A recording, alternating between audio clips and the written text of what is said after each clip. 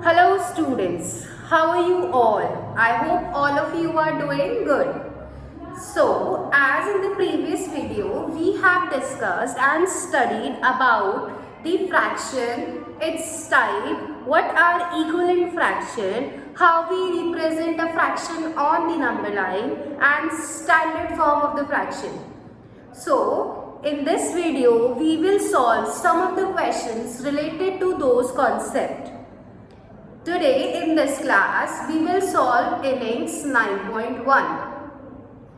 When you will see question number 1, 2 and 3, they are basically the book question.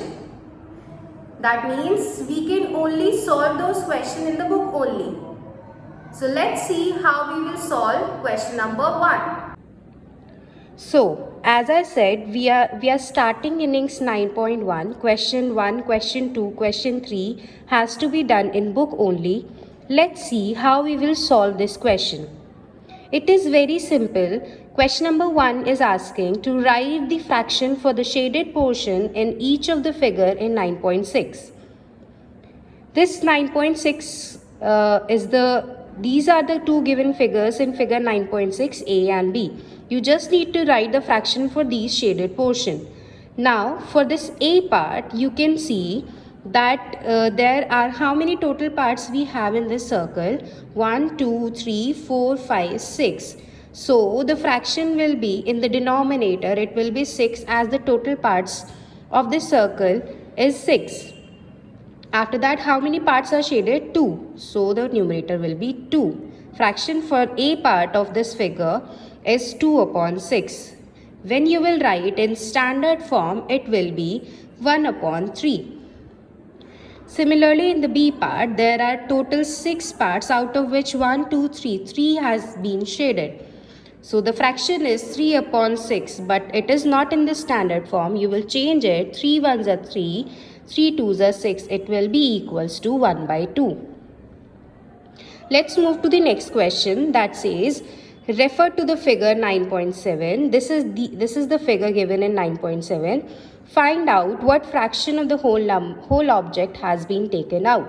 Look, this is the whole figure which has been divided into total 1, 2, 3, 4, 5, 6, 7, 8, 9, 10, 11, 12, 13, 14. Total 14 parts. So it is very obvious that denominator will be 14. Out of this total figure, 3 boxes has been taken out. So the fraction will be 3 upon 14. Because this fraction is already in the standard form, no need to convert it or reduce this fraction. This is the answer. Next, refer to the figure 9.8, A and B part, and state in which figure the shaded part represent 1/4. Give reasons. Look, in this figure, this circle has been divided into 1, 2, 3, 4 parts, and in the B part also it has been divided into 1, 2, 3, 4 parts. But is this figure representing 1/4? No. Why? Because this circle has not equally divided into 4 parts. This part is larger, this is smaller than this, and it is becoming smaller as you going upwards. So this is not 1/4. But in figure B, you can see the circle is divided equally into 4 parts. That's why, and out of these 4 equally divided parts, one part is shaded. This is representing 1/4.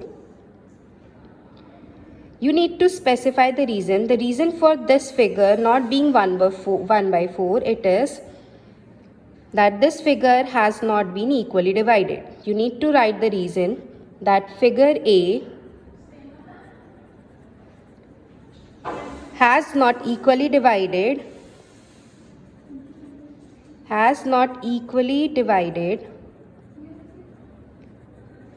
into 4 equal parts.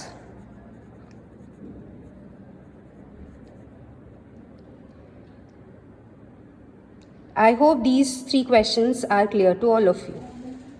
Now, after question number 4, we will do all the questions in the notebook. Let's solve question number 4. It is saying what fraction of a week is 3 days? That means you need to write a fraction which is representing 3 days out of a week. As we know, 1 week has 7 days. That means out of 7, 3 days we are considering and we need to write the same fraction. So it is very simple. As we know that 1 week has 7 days and it is talking about 3 days out of these 7 days. The fraction will be, looks total is 7 days out of which we are talking about 3 days. That's why the fraction will be 3 by 7. As this is already in the simplest form, this is the answer. Next part is what fraction of a week is 6 days. 6 days, again it is like out of the total 7 days, we need to find a fraction for 6 days. That means fraction for this will be, because total quantity we are considering is a week, 1 week has 7 days, total is represented as a denominator and 6 days are we have considered, that's why 6 is the numerator. Fraction is 6 upon 7. Again this is in the simplest form, that's it, this is the answer. Let's move to next question, question number 5. We have discussed how to draw or how to represent a fraction on the number line. Same we will do in this question. Question number 5. Mark the given fraction on the number line. The fraction is 1 by 4. As I have told already that you need to look for the denominator that will represent that in how many parts you have to divide the number line. Simply we have drawn a number line using, you need to draw the number line using ruler and pencil. Here this line has been, or it is starting from 0. Now we need to divide this line into 4 equal parts. Because denominator is 4, that means total parts has to be 4. Okay. First part, second part, third, and this is the fourth one. This line has been divided into 4 equal parts. This fourth part will represent 4 out of 4, that is 1 itself. Now look at the numerator. Numerator is 1. This is the first part out. What it represents? 1 out of 4. 4 are the total numbers out of which only one part you have to consider. This is the one part of this whole number line. So this represent, this part or this section represent fraction 1 by 4. Similarly here, as the denominator is 8, you will draw the number line and divide it into 8 equal parts. After dividing, consider only 3 parts as the numerator is 3. So, this is the number line. Starting from the 0, divide this number line into total 8 parts. 1, 2, 3, 4, 5, 6, 7 and 8. This 8th part will be equals to 1 only. Okay, now these are the total 8 parts. You can see 1, 2, 3, 4, 5, 6, 7, 8 parts we have divided this line. Okay, now numerator is 3, consider 3 parts. This is first, this is second, this is third part out of these total 8 parts. So this point is representing fraction 3 by 8. Next is 9 by 6. Again, look at this 6 it is. Here it is the improper fraction. This will require a little more logic. What we will do, this is the number line. Starting from the 0, if I am dividing this number line into 6 equal parts, it is 1, 2, 3, 4, 5, 6. This is whole 6. How? Look at the numerator. Numerator is 9.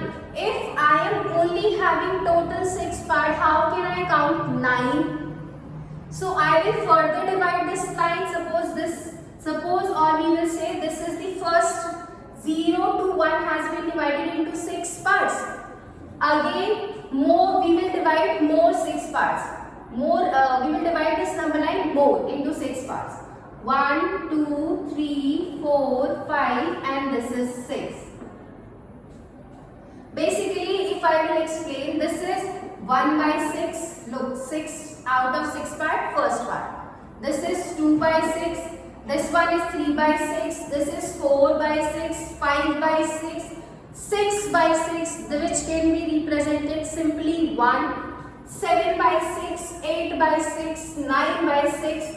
So this point is 9 by 6. Further, if I will count, this is 10 by 6, 11 by 6, 12 by 6. 12 by 6, that means 12 divided by 6 gives you 2. So this is it.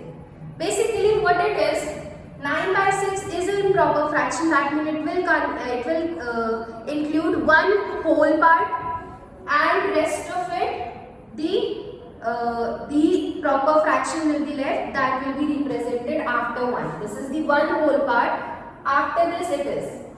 How? When you will divide 9 by 6, look, when you will divide 9 by 6, 6 ones are 6, remainder is 3.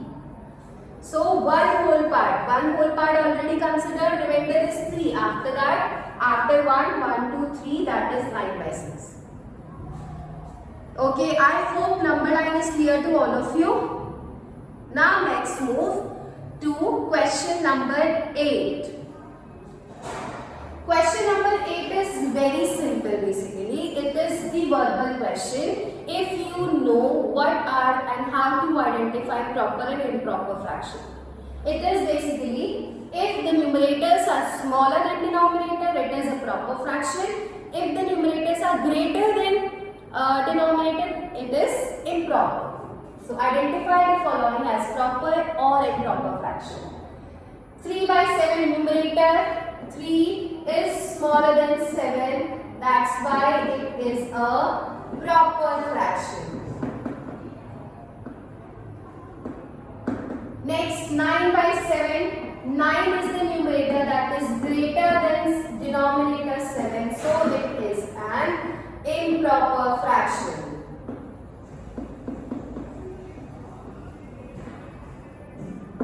Next, 1 by 9, 1 is the numerator, smaller than denominator 9, it is a proper fraction.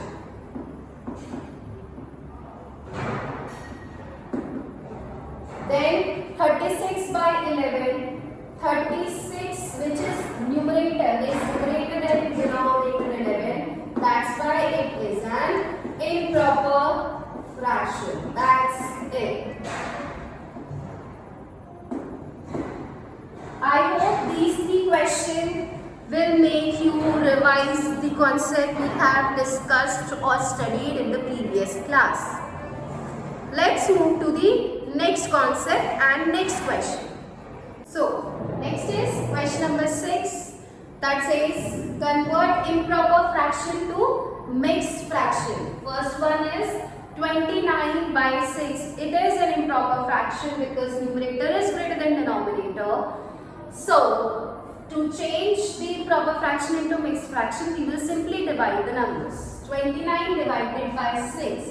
So, here we are dividing 29 by 6. 6 multiplied 4 gives you 24. Subtracted, the remainder is 5.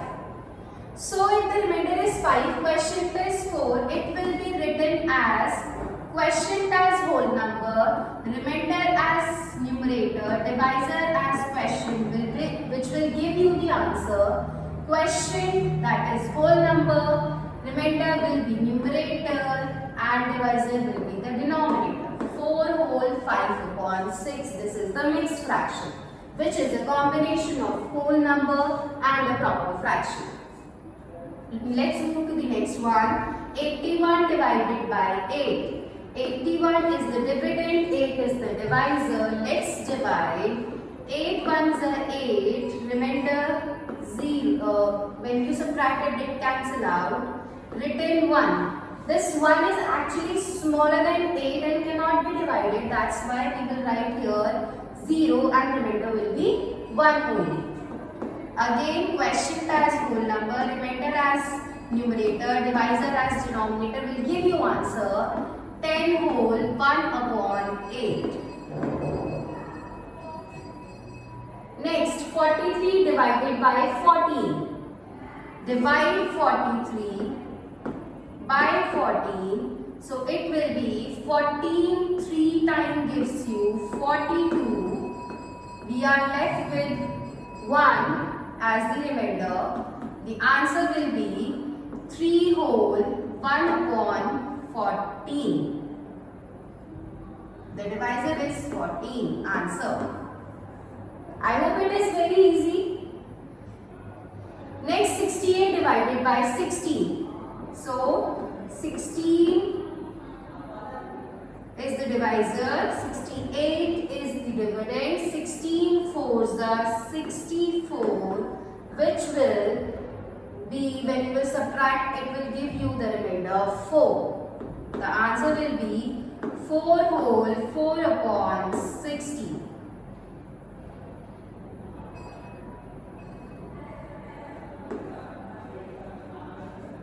Or what do you think we can do? We can simplify this. 4 ones are 4 and 4 fours are 16, which will give you the answer 4 whole 1 upon 4. But is it equals to this 68 upon 16? No. So this is the final answer, 4 whole 4 upon 16. Why we are not converting it into simplest form? Because the given fraction is this and we have to represent this improper fraction into mixed fraction. So the answer is 4 whole 4 upon 60. Let's move to question number 7. It says, convert mixed fractions into improper fractions. That is, this is the given mixed fraction.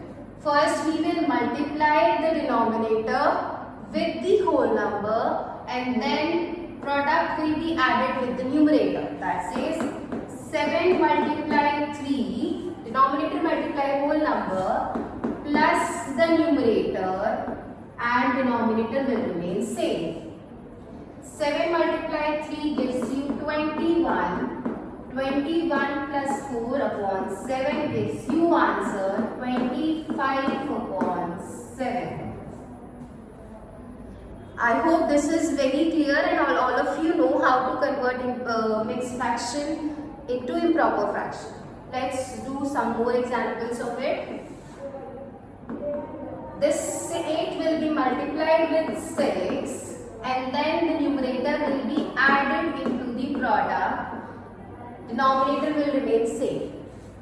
8 multiplied 6 gives you 48 plus 5 upon 8. 48 plus 5 is 53 upon 8. This is the answer. This is the improper fraction of this mixed fraction. What we need to do here? 12 multiplies 7 plus 5. 12 and 7 will be multiplied and this will be, the numerator will be added. So 12 multiplies 7 plus 5 upon 12. 12 multiplies 7 is 84 plus 5 upon 12 gives you 89 upon 12.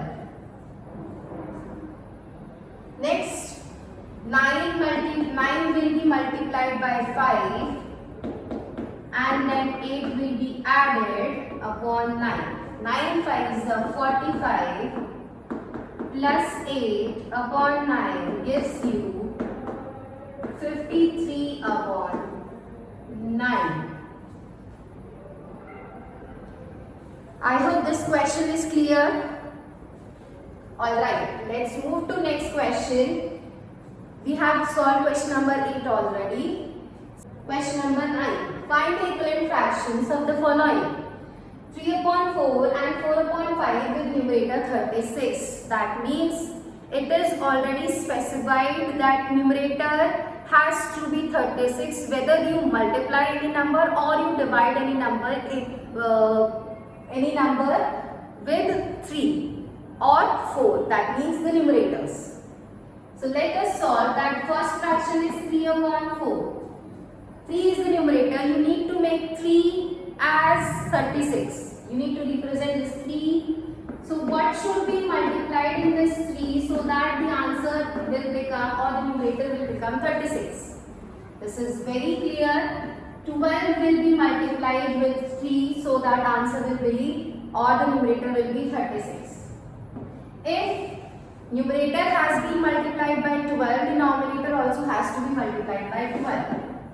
Now 12 fours are 48. That means 36 upon 48 is the equivalent fraction of 3 upon 4 with the specific numerator 36 that has been asked in the question. Similarly, it's B part 4 upon 5. You need to check that what number has to be multiplied with the numerator so that the numerator will become 36. It is very clear. 4 will be multiplied with 9 so that the answer will become 36. As numerator is multiplied with 9, denominator will also be multiplied with 9. That will give you 45. 36 upon 45 is the equivalent fraction of 4 upon 5 with the numerator 36. Similarly, in the B part, 20 upon 32, but this time the denominator has to be 8. 20 upon 32. Denominator is 32. It has to be 8. 30. If we will multiply any number with 32, we will get the answer or the product greater than 32. But we need the denominator 8, that is less than 32. That means we will not multiply the given fraction. We will divide the numerator and denominator of the given fraction by any common factor or by any number which will give you denominator as 8. So 32 has to be divided by what number so that the denominator we will get is 8. That is 4. If the denominator has been divided by 4, numerator will also be divided by 4. You will get the answer 20 divided by 4, 5. 5 upon 8 is the equivalent fraction of 20 by 32 with specific denominator 8. You will solve this 80 upon 128 by yourself. Similarly, this 128 has to be changed into 8. That means you need to divide this 128 by any number or by a number which will give you the denominator 8. So you will check it by yourself that what number it should be there. Whatever number will be here, same will be in the numerator. So this is for you. You will solve this question by yourself. So I hope this much is clear. Now let's solve another question. Question number 10 that says reduce the fraction into simplest form. We can use two methods to reduce the fraction to simplest form or in the standard form. First, we can directly divide the numerator and denominator by its highest common factor. That means whatever will be the HCF of 28 and 98, just divide it. Divide numerator and denominator with that number. You will get the fraction which will be in the simplest form. Or the second method, which is the simpler method in which you don't need to find the HCF. Just look for any common factor of both numerator and denominator. Suppose 28 and 98. 28 and 98, both the numbers have common factor 2. So I will start dividing it by 2. If I am dividing it by 2, I get answer 14 and here 49. Now 14 and 49. Just think about it that 14 and 49, do these numbers have any other common factor than 1? Or 14 and 49 is divisible by any same number? That is 7. 14 and 49 comes in the table of 7. We will divide it further by 7. 14 divided by 7 gives you 2. 49 divided by 7 gives you 7. Now 2 and 7, these are the numbers, co-prime numbers. 2 and 7 are the co-prime number. That means they are not having any other common factor than 1. 2 and 7 do not comes in any one single table other than 1. So this fraction cannot be reduced further. So this is the simplest form, or you can say standard form, or you can say lowest form. Similarly, here in the second part, 169 upon 221. You need to look for a table in which 169 and 221 comes together. That is 13. Or we can say 13 is the HCF of both of these numbers. So we are directly dividing the fraction with its HCF. 169 divided by 13, when you will divide, you will get it as 13 only. 221 divided by 13 divided, you will get 13 ones are 13 and 7s are 91. You will get 13 upon 17. Now this 13 and 17 are co-prime number and they do not have any other common factor than 1. Or we can say 13 and 17 do not comes in the table of any other table than 1, other than 1. Next is question number 11. It is a kind of word problem. A shopkeeper has 30 oranges, 50 apples, 80 bananas. He sold, out of the 30 oranges, he sold 15 oranges. Out of the 50 apples, 25 apples he has sold. Out of the 80 bananas, he has sold 40 bananas. Now the question is, what fraction of each fruit was left after selling some of the number of fruits? What fraction of the fruits are left? So, number of oranges are 30. The number of oranges that is sold, 15. So, number of oranges which will be left, that is 30 minus 15, 15 only. We need to write the fraction of the fruits which are left.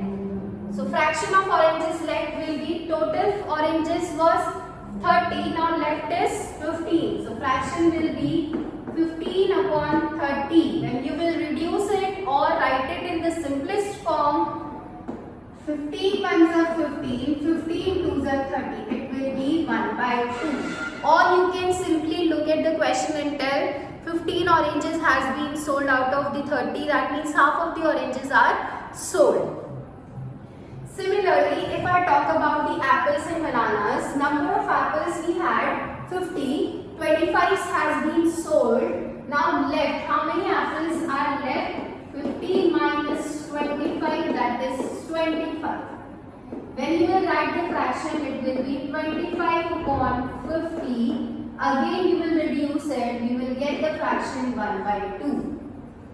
Here in this question also, you will see that half of the apples has been sold. Similarly, for the banana, 40 bananas are sold and 40 are left. Fraction will be 40 upon 80. Again it will be 1 by 2. So in three of the condition, all the three conditions have representing same fraction, that is 1 by 2. That means what fraction of each fruit has left? Half of each fruit has left or was left. Half of each fruit has left. So this is the question or word problem or application related question to the concept we have studied. Now let's discuss the last question of this exercise, question number 12. Question number 12 is asking fill the correct number in the boxes. Here you have some of the fractions written with equal sign between them. That means all of them are equivalent fraction. First fraction is completely given, numerator is 1, denominator is 3. So the question basically is asking the equivalent fractions of 1 upon 3 with different numerator and denominator. You need to fill these boxes appropriately or with the correct number using the concept equivalent fraction. That is very easy. 1 has been converted into 2. It can only be converted when we will multiply 1 with 2. So if numerator has been multiplied by 2, it will give you 2. Then denominator has to be multiplied by 2 only. So 2 3s are 6. That means the second fraction will be 2 upon 6. This will be equals to 1 upon 3. When you will simplify 2 upon 6, it will give you 1 upon 3 only. Let's move to next fraction. Just check it with the first fraction only because it is completely given. 1 has been changed into 3. So 1 multiplied 3 will give you 3 here. If 1 has been multiplied by 3, 3 has to be multiplied by 3 only. So 3 3s are 9. Now in the next fraction, denominator is given, that is 12. How can you convert 3 into 12? By multiplying 4 and 3. If you are multiplying 4 and 3, you will multiply 4 in numerator also, that will give you 4 only. In the next fraction, denominator is 15. How can you get 15? In place of 3, 3 multiplied by 5 will give you 15. If this denominator is multiplied by 5, definitely numerator will also be multiplied by 5. 1 multiply 5 will give you 5 here in this box. Similarly, 18 in the denominator can be, we can get 18 when we will multiply 3 by 6. We will get 18. So 1 will also be multiplied by 6, that will give you 6 here. Now in this next one, 10. 10 is here. So 1 multiplied 10 will give you 10 here. So 3 has to be multiplied by 10 only. 3 multiplied 10, the denominator will be 30. We have completed or filled all the boxes with the appropriate numbers. You can also check your answer by converting all of these fractions into the simplest form. All of the fraction will give you one simplest fraction, that is 1 upon 3. If any of the fraction is not giving you 1 upon 3 as the simplest fraction, the answer is not correct then. So that's it for today. I hope all the concepts with these examples will be more clear to all of you. Complete your work, complete this exercise in the notebook, and we will meet soon.